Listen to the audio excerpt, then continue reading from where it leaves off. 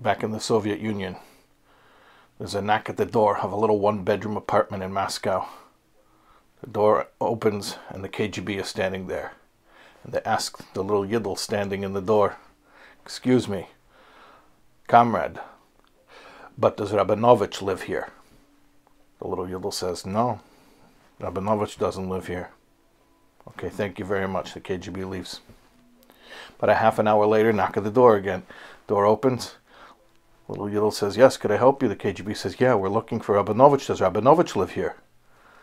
The little Yidel says, "No, Rabinovich doesn't live here." Another half an hour later, another knock at the door. Door opens. Same KGB officer standing there. This time he's got a photograph. And he's holding it up and he says, "Excuse me, comrade, this here is a picture of Rabinovich. He looks exactly like you. Now you're going to tell me Rabinovich doesn't live here?" The little Yidel looks at the KGB officer and he says, "No, this you call living." What is the meaning of life? And when I say what is the meaning of life, I don't mean what is the purpose of life. I mean, how do we define life? What does life mean? This week's Parshas Tzav, is continuing the discussion of Karbonis that began last week in Parshas Vayikra. And in this Parsha, we learn about the Korban Toida, the Thanksgiving offering. Im al Toida yakriveno. If for a thanksgiving, if for a matter of gratitude, one brings a sacrifice, this should be the sacrifice. And the Gemara in Brochas, Daf Nun Daled Ome Beis, elaborates that Arba tzrichin l'hodos, that there are four who are obligated to bring this korban toida. This is Yerdei Hayam, one who went into the sea, one who crossed the sea. Hilchei Midbaros, one who traversed the Midbar, the desert. Misha Hayachela Umisrape, one who was sick with a life-threatening illness and recovered. And finally, Chovish Beveis Ha'asurim, one who was held captive, who was in jail. And interestingly, we find in Shulchan Aruch, in the Tur Shulchan Aruch, that this is discussed in terms of the parallel custom of benching Goimel. Of course, we don't have the Korban Toida until the Beis HaMikdash will be rebuilt speedily. But we have the blessing of Goimel, HaGoimel L'Chayavim Toives. And in the halachas, where this is discussed, the Tur tells us, how do we know, how do we remember that these are the four categories of people who are obligated to bench Goimel, and in the times of the Beis HaMikdash would have brought a Korban Toida? The Torah tells us, Simancha, your mnemonic, your memory device, the way to remember it is V'chol hachayim yeducha sela. V'chol hachayim yeducha sela, we know is, we recognize that from davening, from the Meidim bracha. All the living will give thanks to you forever. Speaking about to you, to Hashem. And the Tur explains there, the Balaturim, that Chayim is a Rosh Tevis. Ches is Chele, a sick person. Yud is Yisurim, which means affliction, in this case jail. The next Yud is Yam, which means the sea, someone who crossed the sea. Mem is Midbar, a desert. So, V'chol hachayim yeducha sela. All of the Chayim, Rosh Tevis, of Chele, Yisurim, Yam, Midbar, these four people with these four situations, yeducha sela, they will thank you always. That's how we remember it, according to the Torah. Here's a question, though. It's an interesting mnemonic, it's an interesting simon, memory device. But think about it. Chayim means life, like lechayim. So the word chayim is a Rosh Tevis for four things that nobody wants to ever go through in their life. In fact, they're four things that are so life-threatening that if you come out of it intact, you have to bring a korban toida, or in our days, you have to bench goimel. So the word chayim should be a rosh tevis for 4 things that are the opposite of chayim, that are a threat to chayim, that put life at risk. The word chayim means life, and these 4 things are an obstacle or an impediment or a threat to life. So that's our first question. Another question is a little bit more technical. But when the Torah brings that siman, that memory device, and he says, V'chol ha'chaim yeducha sela, and all the living will praise you forever, why did he have to quote all those words? He could have said, Ha'chaim yeducha. Ha'chaim yeducha would mean the living give thanks. And he could have said the same thing, that Ha'chaim is Ches Yud Yud Mem, which is Chayla Yisurim Yam Midbar. He doesn't have to say V'chol Ha'chaim, all the living. And he doesn't have to say Sela, forever. Could have just said V'chol Ha'chaim Yeducha. I mean, he could have just said Ha'chaim Yeducha, not V'chol Ha'chaim Yeducha Sela. Could have made it 2 words instead of 4 words. Okay, that's, like I said, it's a little bit of a technical question, but we're asking that as well. So, they say a story. I actually heard this from my father, Zolga Zayin. Maybe well. I've mentioned at other times that my father's a psychologist, so he told me a lot of psychology jokes growing up. Anyways, the joke is like this. There was once a guy who was not well mentally. He was not well, so they committed him, involuntary commitment to an insane asylum. So finally they treated him, and they were going to dismiss him. So they called him in, and the head doctor, the head psychiatrist, says to him, "You're cured, and we're going to release you now. You're free." So the guy says to the doctor, he says, "Hold on a second. Everybody knows where I was. They know that I was in an insane asylum. You're going to let me out, but people are going to think I'm still crazy." So the psychiatrist says, no, it's okay, because we're going to give you a certificate that says that you've been treated for your mental illness and that you're better now. So you'll have a certificate. So the guy says, "Oh, that's good, certificate." So then after they let him out, he used to go around to people, whoever he would meet, and he would say to them, "Are you crazy?" And they would be like, "No, I'm not crazy. Why?" He'd say, "Yeah, but do you have a certificate?" Okay, I didn't promise you it was a hilarious story. But the point is, do you have a certificate? Regular people aren't going around with that certificate. In order to have a certificate that says that you're not crazy, you have to have once been crazy. But there's actually, they say every joke has a little truth. Sometimes they say every truth has a little joke. There's something deep in this joke. In halacha, a shtar, a document, a legal document, is presumed to be bechezkas kashrus. It's presumed to be a kosher document, meaning valid or a legitimate document. But you could always challenge it. You can bring a document to a bezdin, to a rabbinical court, and you can challenge the document and ask that proof be brought to affirm that the document is valid. That's with any document that anyone might use for any purpose. However, there's one kind of document that cannot be challenged. If you bring it to the rabbinical court, they will dismiss out of hand the objection. They'll tell you, no, you can't object to this. You cannot cast aspersions on this document. And what is it? A document that was already contested in the rabbinical court. If there's an error, a contesting against a document in court, and it made it through the process of being contested, that's it. Now it's considered to be ironclad forever and ever, and you can never contest it again. So it's interesting. It's sort of like, do you have a certificate? If a document was never contested, it's assumed to be good, but you could contest it.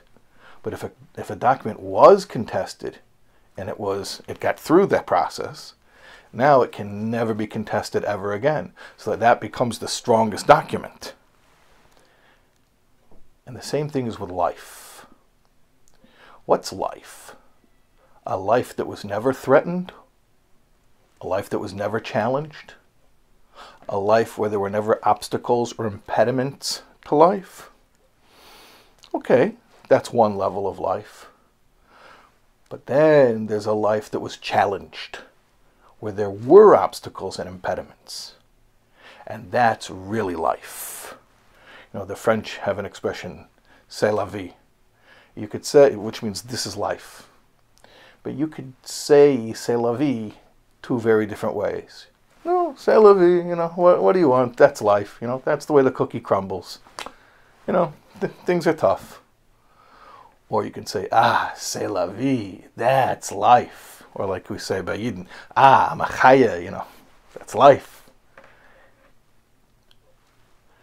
That's life means where there was challenge, where there was adversity, and we came through the other side. And that's v'chol ha'chaim yidu chasela. That chayim, the word life, is an acronym, a Rosh Tevis, ches yud yud mem, chele, yisurim, yam, midbar. And it's dafka Rosh Tevis. See, in Lashon Kodesh, an acronym is called a Rosh Tevis. Rosh means the heads of the words. It's interesting. We use the term head, a head of a word. It's sort of like Rosh Hashanah. We don't say Tchilas Hashanah, the beginning of the year. We say Rosh Hashanah, the head of the year. And what does it mean, a head? A head means the source.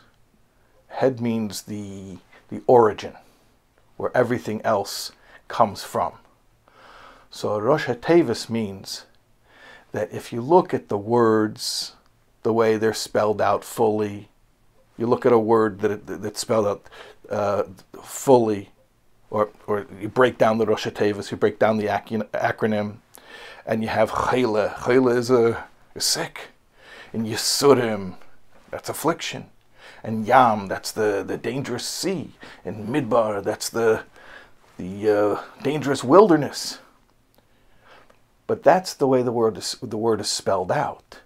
You have to look at the Rosh Tevis, the head of each word. The head means the way the thing exists, Lamaile, above, in its shoyrish, in its spiritual source. So even though the thing comes down here in this world as peril and adversity, but if you look at the head, if you look at the spiritual source, you realize that these are all beautiful things. And how does it become revealed to us? When we go through it and we come out the other side. So this is the whole idea of v'chol ha'chaim yidu chasela. What is chayim? What is life? Contested, challenged, troubled life after we come through to the resolution. The Baal Shem Tov used to teach the words of the Pasuk, Ve'es tzara hi leyankiv, umimena yivashea. It is a time of strife, a time of difficulty for the Jewish people, but from it he will be saved. Baal Shem Tov used to read it, umimena yivashea, that from it, from the tzara itself, the Eis Tzara itself will bring to a Yeshua. So instead of wanting to have an uncontested document, no, what's Chayim? Chayim is Arba Tzrichin Lahaydos, the four people who have been through it and come out the other side. That's life, that's Chayim. And now we could also answer our technical question. Why does the Balaturim say v'chol ha'chaim yidu chasela, all four words? He could have just said ha'chaim yiducha. V'chol ha'chaim yidu chasela. V'chol means all, because all types of goodness come to us when we make it through the other side of adversity. And why does it say sela? Sela means always, eternal, forever. that once we make it through the darkness, then it's smooth sailing ahead. Everything is good. My dear friends, it's difficult not to think right now as I'm sitting here at home. This is a weekly Parshas share that normally we give in the library here at the Chabad of the Five Towns. Now I'm here in my house. We're all in quarantine. We're all practicing social distancing. We're all isolated, and the news is unfortunately very troubling. The people for whom we're saying Tehillim, and then unfortunately there are those who over the past few days we've lost, and it's a very troubling time for Klal Yisrael. It's a troubling time for the world. But we have to know something. We have to know something. That it's an Eis Tzara Hi LeYankiv. It is a time of adversity for the Jewish people, for the whole world, for that matter.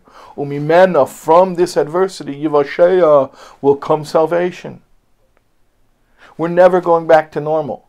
I'm sorry. After this is all over, we're not going to go back to the way it used to be. We're going to go back to the way it used to be after this, then the whole thing is wasted. That's not the point of V'chol HaChaim Yedu Chasala. We're going through now our Yisurim. When we make it out the other side, it's got to be a whole different new life. No more status quo. I'll tell you, the Baal Shem Tov said, "Von alts mezet darf man ereis nemen a hero and avedis Hashem."